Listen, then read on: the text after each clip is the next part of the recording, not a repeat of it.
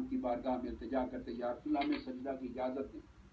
اور ایک حدیث میں سیدنا صدیق اکبر نے اور سیدنا فاروق اعظم رضی اللہ تعالیٰ عنہ انہوں نے بھی عرض کیا یا رسول اللہ ہمیں اللہ نے عقل و شعور دیا، جانور جب سجدہ کر رہے ہیں آپ کو تو ہم تو حقدار زیادہ ہیں کہ حضور آپ کو سجدہ کریں، اجازت دیں کہ ہم آپ کو سجدہ کیا کریں. مگر آقا علیہ السلام نے سجدہ کرنے کی اجازت نہیں دی. فرمایا انسان کو اجازت نہیں کہ انسان کو سجدہ کرے، انسان کو سجدہ نہیں کر سکتا.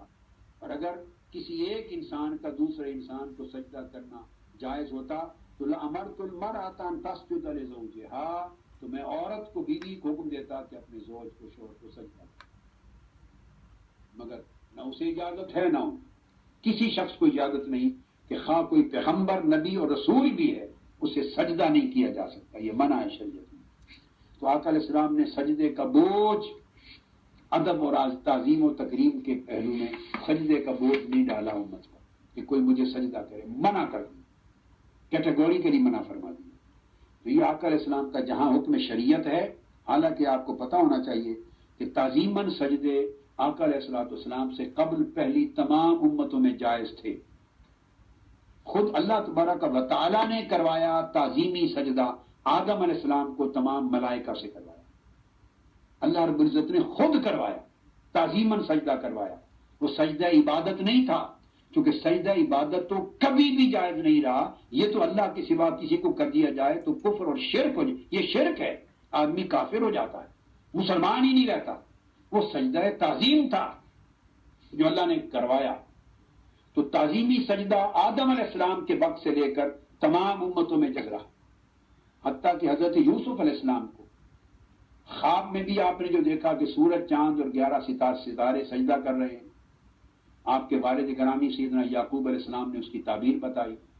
مصر میں جب بات کھل گئی، یوسف علیہ السلام حکمران ہو گئے، تو آپ کے والدین سیدنا یعقوب علیہ السلام، آپ کی والدہ مائدہ اور آپ کے سارے بھائی بلوائے گئے اور سب نے سجدہ کیا. یہ قرآن مجید میں آیا، تو قرآن مجید سے ثابت ہے. اور کل احادیث میں سجدے کیے جاتے تھے تعظیماً. جب آقا علیہ السلام کی بعثت ہوئی تو حضور علیہ السلام نے حرام قرار دے دیا. اب قرآن مجید میں یہ بات یاد رکھیں، تعظیمی طور پہ سجدہ کرنا قرآن سے ثابت ہے.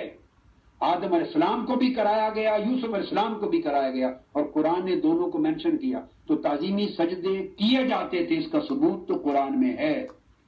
مگر ان کا منع کر دیا جانا، شریعت میں حرام کر دیا جانا تعظیمی سجدے کا، اس کا قرآن مجید کی کسی آیت میں نہیں.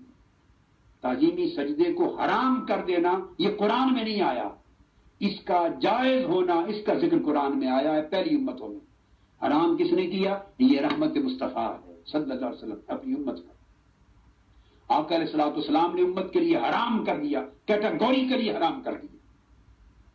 اور اس میں کوئی اس حکم کو تعظیمی سجدہ، اللہ کے تعظیمی سجدہ نبی کو یا ولی کو، نبی ہو، صحابی ہو، امام ہو، غوث ہو، کتب ہو، ولی ہو، ابدال ہو، شیخ ہو، پیر و مرشد ہو، والدین ہو، مزار ہو یا حیات ہو، کسی شکل میں کسی کو بھی تعظیماً سجدہ کرنا قطعی طور پر حرام ہے، حرام ہے، حرام ہے. اور کوئی یہ راستہ نہ نکالے کہ قرآن میں نہیں حرمت کا ذکر آیا، حضور علیہ السلام نے کیا. تو یاد رکھیں پیغمبر اسلام رسول اللہ صلی اللہ علیہ وسلم کا حرام کیا ہوا اسی طرح ہے جیسے قرآن کا حرام کیا ہوا.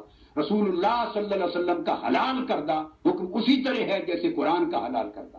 حضور اگر کسی چیز کو حرام کریں تو یہ اسی طرح ہے جیسے اللہ نے کسی چیز کو حرام کیا. اور قرآن مجید میں ما آتاکم الرسول فخذوہ وما نہاکم عنہ فانتہوا، جو رسول حکم دیں اس کو کر لیا کرو، وہ اللہ کا حکم ہے. جس سے منع کریں رک جایا کرو. حضور کا منع کرنا اللہ کا منع کرنا. تو اگر آقا علیہ السلام نے تعظیماً سجدہ کرنا شریعت محمدی اور امت محمدی میں حرام کر دیا تو وہ اسی طرح ہے گویا اسے اللہ نے حرام کر دیا.